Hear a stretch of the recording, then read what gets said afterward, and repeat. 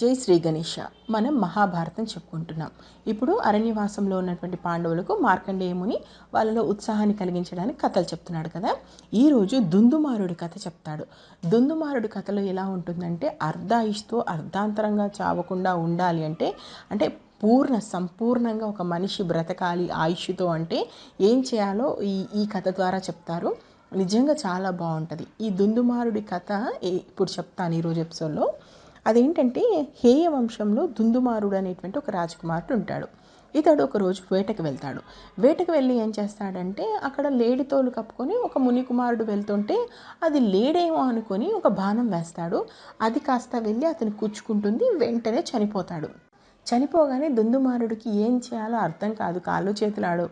మనలాంటి వాళ్ళమైతే అంటే ఈ ఈ రోజుల్లో ఏంటంటే, అలా చనిపోతే ఎవరు చూడలేదు కదా అని వెళ్ళిపోతాము. కానీ వెనకట ఎంత పద్ధతిగా ఉండేవాళ్ళంటే, ఈ దుందుమారుడు వెళ్ళి తన ఇంట్లో పెద్దవాళ్ళకు చెప్తే వాళ్ళు వెంటనే మునికుమారుడు చనిపోతే అతన్ని అక్కడ వదిలేసి వస్తావా, అది ఎంత పాపము, పద మనం వెంటనే వెళ్ళాలి, అతను ఎవరో తెలుసుకోవాలి, వాళ్ళ కుటుంబీకులకు చెప్పాలి, ఒకవేళ వాళ్ళు నీకు ఎలాంటి శిక్ష వేసినా విధించడానికి సిద్ధంగా ఉండాలి నువ్వు అని చెప్తారు. నిజంగా ఎంత గొప్ప పెంపకం కదా ఇది. సరే, వాళ్ళ కుటుంబంలో అంటే వాళ్ళందరూ కలిసి ఎక్కడైతే మునికుమారుడు చనిపోయాడో ఆ ప్లేస్కి తీసుకొస్తారు. అక్కడ చూసేసరికి ఏంటి అంటే, మునికుమారుడు ఉండడు. దుందుమారుడు అంటాడు, లేదు నేను చంపాను, ఇక్కడే పడి ఉన్నాడు మునికుమారుడు, నాకేం అర్థం కావట్లేదు, ఇది జరిగింది అని అతడు అంటాడు. దాంతో చుట్టుపక్కల అంతా చూస్తారు, ఎక్కడా కనిపించకపోయేసరికి కొంచెం ముందుకు వచ్చిన తర్వాత తారాక్షముని, ఆ ముని ఆశ్రమం ఉంటుందన్నమాట.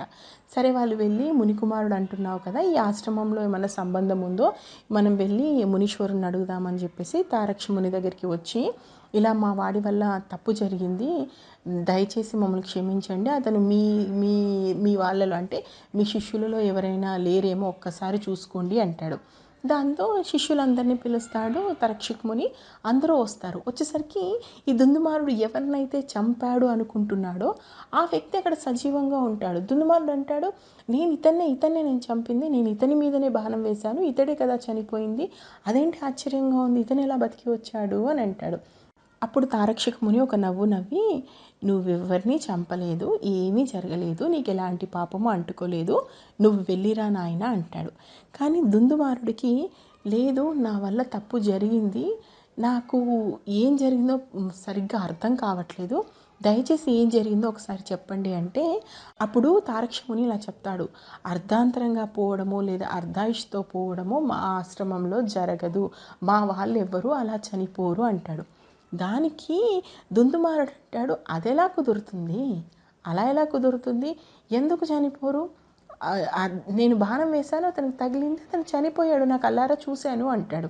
అప్పుడు తారక్షకుముని అంటాడు, లేదు, మేము నిష్టగా ఉన్నాము, భగవద్ధ్యానంలో ఉన్నాము, మమ్మల్ని భగవంతుడే కాపాడుతాడు అంటాడు. దానికి దుందుమారుడికి ఆశ్చర్యం వేస్తుంది, ఏంటి ఆ నిష్టా పద్ధతులు, ఎలా ఉండడం ద్వారా మీరు రక్షించబడుతున్నారు అంటే, అప్పుడు తారక్షకుముని ఇలా చెప్తాడు, సరే అయితే విను, మేము అతిథులను ఆప్యాయంగా పూజిస్తాం, కామం క్రోధం మొదలైన వాటికి చోటివ్వం, బ్రహ్మచర్యమే మా వతం, నిత్యం భగవన్నామ స్మరణం చేస్తుంటాం, శుచి శుభ్రతలతో ఉంటాం, మా శరీరమే కాదు మనస్సు కూడా ఎప్పుడూ దైవారాధన చేస్తూ స్వచ్ఛంగా ఉంచుకుంటాం, ఇలా ఉన్నప్పుడు భగవంతుడే మనల్ని కాపాడుతాడు, ఇంత నిష్టగా ఇంత శుచిగా ఇంత ధర్మంగా ఉన్నప్పుడు ఖచ్చితంగా భగవంతుడు మన వెన్నంటే ఉంటాడు, కాపాడుతాడు, నేను మా శిష్యులము ఇలాగే ఉంటున్నాము, అంతఃకరణ శుద్ధితో మేమంతా ఉంటున్నాం కాబట్టి మాకు ఎట్టి పరిస్థితుల్లోనూ ఏమీ జరగదు అని చెప్తాడు. అదంతా విన్నాక దుందుమారుడికి ఆశ్చర్యం వేసి, నిజమే కదా, తపంలో జపంలో ఉండి నిత్యము దైవాన్ని స్మరిస్తే ఇంత విచిత్రంగా ఉంటుందా అని చెప్పేసి ఇంకా అక్కడి నుంచి వెళ్ళిపోతాడు. ఇప్పుడు ఈ కథ అంతా ఎవరు చెప్తున్నారు, మార్కండేయముని ధర్మరాజుకు చెప్తున్నాడు కదా. వెంటనే ధర్మరాజుకు సందేహం వచ్చి అడుగుతాడు, అదెలా సాధ్యము, మనిషి చావును కూడా జయించగలుగుతాడా, నిజంగా దేవుడు అలా పక్కన ఉండి కాపాడుతాడా అని అని ఆశ్చర్యంగా మార్కండేయముని అడుగుతాడు. అప్పుడు మార్కండేయముని కాస్త శ్రీకృష్ణుడి వైపు చూసి ఒక చిన్న చిరునవ్వు నవ్వుతాడు. ఆ చిరునవ్వులోనే అర్థం ఉందన్నమాట. ఇప్పుడు ధర్మరాజు పక్కన ఎవరున్నారు, సాక్షాత్తు శ్రీ మహావిష్ణువే ఉన్నాడు. ఎందుకున్నాడు, ధర్మాన్ని పాటిస్తూ ఉన్నారు, మీరు నిష్టగా ఉన్నారు, ధర్మబద్ధంగా ఉన్నారు, ఇలా ఉన్నారు కాబట్టే కదా వీళ్ళని వెన్నంటి భగవంతుడు కాపాడుతున్నాడు. సో అలా మార్కండేయ మహర్షి శ్రీకృష్ణుడు ఒకరి మొహాలు ఒకరు చూసి నవ్వుకున్న తర్వాత మళ్ళీ ధర్మరాజు వైపు తిరిగి చెప్తాడు, ధర్మరాజా గుర్తుంచుకో, ధర్మాన్ని నువ్వు రక్షిస్తే ధర్మం నిన్ను రక్షించి తీరుతుంది. ధర్మో రక్షితి రక్షిత. ధర్మాన్ని కాపాడిన వాడి వెనక సైనికుడై ఉంటానంటాడు ఆ పరమాత్మ. కాబట్టి నిత్యం దైవస్మరణ చేసేవాళ్ళు ఎట్టి పరిస్థితుల్లోనూ అర్ధాయుష్తో కానీ అనారోగ్యంతో కానీ చనిపోయేటువంటి పరిస్థితి ఉండదు అని చెప్తాడు. సో ఇది దుందుమారుడి కథ. ఇది విన్న తర్వాత ధర్మరాజు అంటాడు, మీ మాటల వల్ల మాకు కొంత స్వాంతన కలుగుతుంది, మరిన్ని విషయాలు చెప్పండి అంటాడు. ఇక తర్వాత అత్రిముని కథ మొదలు పెడతాడు మార్కండేయ మహర్షి. ఈ అత్రిముని ఎవరు, ఏం జరిగింది నెక్స్ట్ ఎపిసోడ్లో చూద్దాం.